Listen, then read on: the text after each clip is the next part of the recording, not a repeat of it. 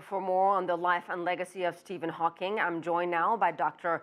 Haixing Miao, who's a lecturer at the School of Physics and Astronomy at the University of Birmingham in England. Doctor, welcome to the program.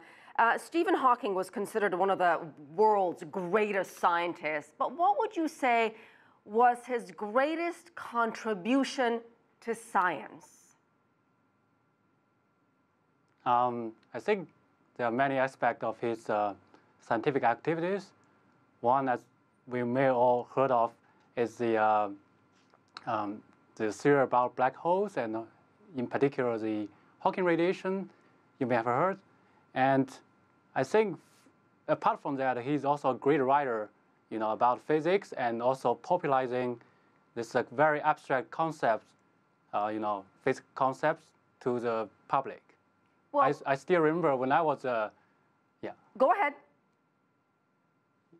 Yeah, okay. So I still remember when I was undergraduate, I was so amazed by his book, The Brief History of Time, and then I just somehow fell in love with physics. And after like 2 years in undergraduate studying at the University of Science and Technology of China, I decided to switch my major from chemistry to physics. Wow, so what you're saying is reading his book really made you switch gears and go into physics. He had a profound impact on you.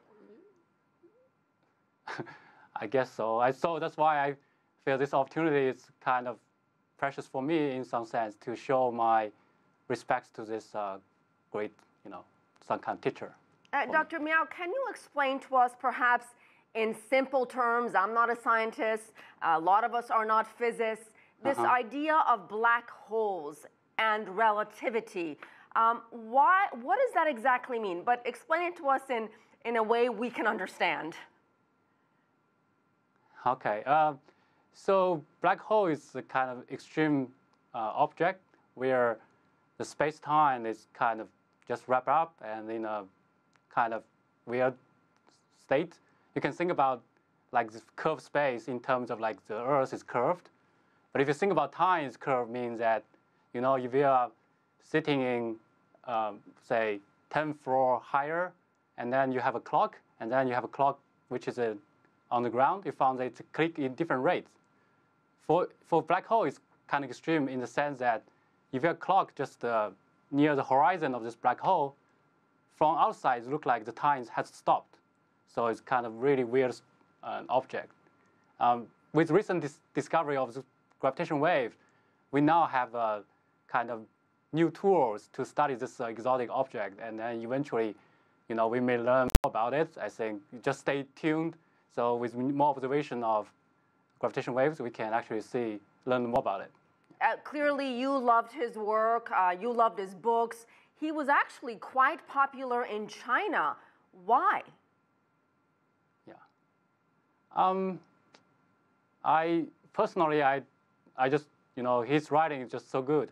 And maybe also the guy who translates the book is also, has such a great, knowledge about physics. So he can actually make like ordinary Chinese people to appreciate the physics and also the passion that are encoded by, Stephen Hawking.